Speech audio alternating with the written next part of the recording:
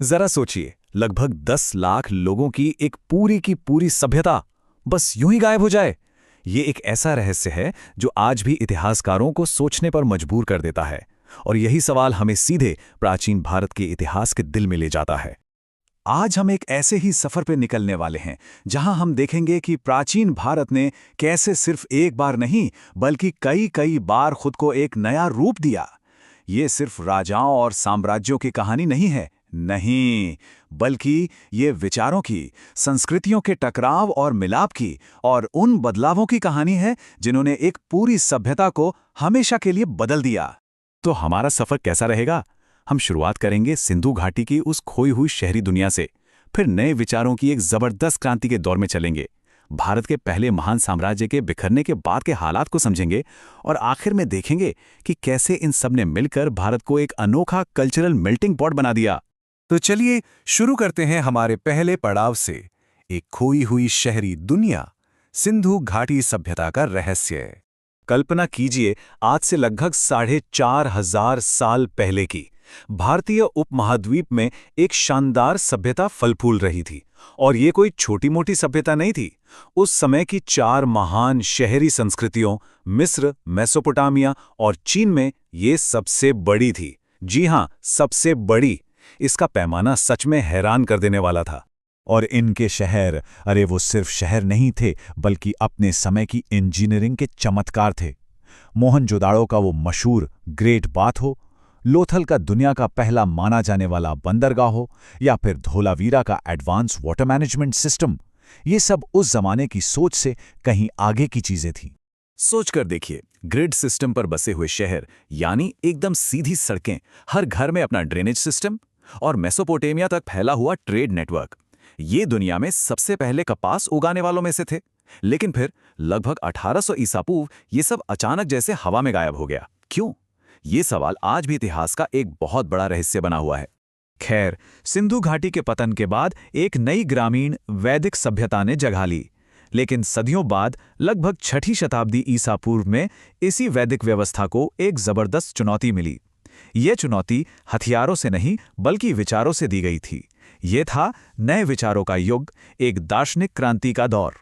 इस दौर में 2 महान हस्तियां सामने आई, गौतम बुद्ध और महावीर। उन्होंने उस समय के स्थापित वैदिक रीति रिवाजों और पुजारी प्रधान समाज को सीधी चुनौती दी। बौद्ध धर्म ने मध्यम मार्ग दिखाया, यानी किसी भी चीज की अति से बचने का रास्ता। वहीं जैन धर्म ने कठोर तपस्या और त्याग पर जोर दिया। और सबसे क्रांतिकारी बात, दोनों ने जाति व्यवस्था को नकारा और आम लोगों की भाषा, पाली और प्राकृत में अपनी बातें कहीं, जिससे उनके विचार जंगल की आग की तरह फैले। तो सवाल ये है कि ये नए विचार इतने कामयाब कैसे हुए?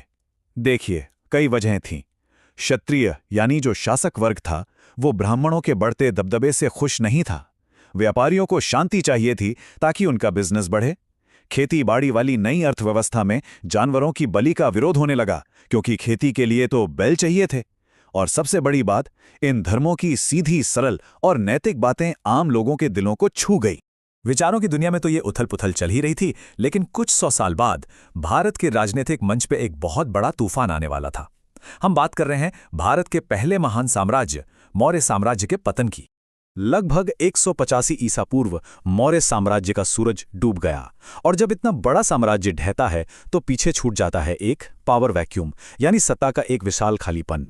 एक महान साम्राज्य बिखर चुका था। अब सबसे बड़ा सवाल ये था कि इन बिखरे हुए टुकड़ों को कौन समेटेगा? सत्ता की इस दौड़ में कौन आगे निकलेगा? और यहीं से कहानी बहुत दिलचस्प हो जाती है, क्योंकि मैदान में एक नहीं बल्कि 2 तरह के दावेदार थे। एक तरफ थीं स्वदेशी शक्तियां और दूसरी तरफ विदेशी ताकतें। एक तरफ थे वो साम्राज्य जो इसी उपमहाद्वीप के अंदर से उठे। इन्होंने अक्सर पुरानी ब्राह्मणवादी परंपराओं को फिर से बढ़ावा दिया। और दूसरी तरफ थे उत्तर पश्चिम से आने वाले हमलावर, जो अपने साथ यूनानी और मध्य एशियाई कल्चर लेकर आए। इन दोनों का ये टकराव और मिलाप भारत को हमेशा के लिए बदलने वाला था। अगर हम स्वदेशी शक्तियों की बात करें तो शुंग वंश ने पुराने वैदिक यज्ञों को फिर से जीवित किया। उनके बाद कण्वाय और दक्कन में सातवाहनों ने एक बहुत बड़ा साम्राज्य खड़ा किया। ये अपने व्यापार के लिए तो जाने ही जाते थे, साथ ही इनकी एक बड़ी अनोखी बात थी, इनके राजाओं के नाम उनकी मां के नाम पर रखे जाते थे। और ठीक इसी समय उत्तर पश्चिम के दरवाजे से एक के बाद एक नई ताकतें अंदर आ रही थीं। पहले आए इंडो ग्रीक, फिर शक और उनके बाद आए कुषाण। कुषाणों ने तो एक विशाल साम्राज्य बनाया जो मशहूर सिल्क रोड पर कंट्रोल करता था और जिसने भारत को सीधे सेंट्रल एशिया और रोम से जोड़ दिया। तो इस सारी राजनीतिक उथल-पुथल, इस टकराव और इस मेल-झोल का नतीजा क्या निकला? नतीजा ये हुआ कि भारत एक असाधारण कल्चरल मेल्टिंग पॉट बन गया। एक ऐसा संगम जिसने एक शानदार और कभी ना मिटने वाली विरासत को जन्म दिया। इस दौर में ट्रेड कितना जबरदस्त था, इसका अंदाजा पहली सदी के एक रोमन लेखक प्लिनी द एल्डर की इस बात से लगा सकते हैं। उन्होंने लिखा, भारत के साथ व्यापार रोमन साम्राज्य का सोना खत्म कर रहा है।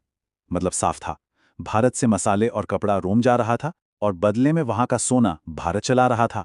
और संस्कृतियों का ये संगम हर चीज में नजर आ रहा था। आर्ट में ग्रीक और बौद्ध स्टाइल मिलकर गांधार स्कूल बना, जिसने पहली बार बुद्ध की मूर्तियां बनाई। कुषाणों ने रोम की नकल पर सोने के सिक्के चलाए। संस्कृत साहित्य में नई नई रचनाएं हुईं और आयुर्वेद पर चरक संहिता जैसा महान ग्रंथ लिखा गया। और शायद सबसे जरूरी बात यह थी कि बाहर से आए लोग भारतीय समाज का ही हिस्सा बन गए। अक्सर उन्हें क्षत्रिय यानी योद्धा का दर्जा दिया गया। तो ये पूरी कहानी हमें आखिर में एक बहुत गहरे सवाल पर लाकर छोड़ देती है। क्या किसी संस्कृति की पहचान सिर्फ इस बात से होती है कि उसकी शुरुआत कहाँ से हुई, या फिर उसकी असली पहचान इस बात से बनती है कि वो दुनिया से मिलने के बाद क्या बन जाती है? प्राचीन भारत की कहानी शायद इस दूसरी बात का सबसे बड़ा और शानदार उदाहरण है।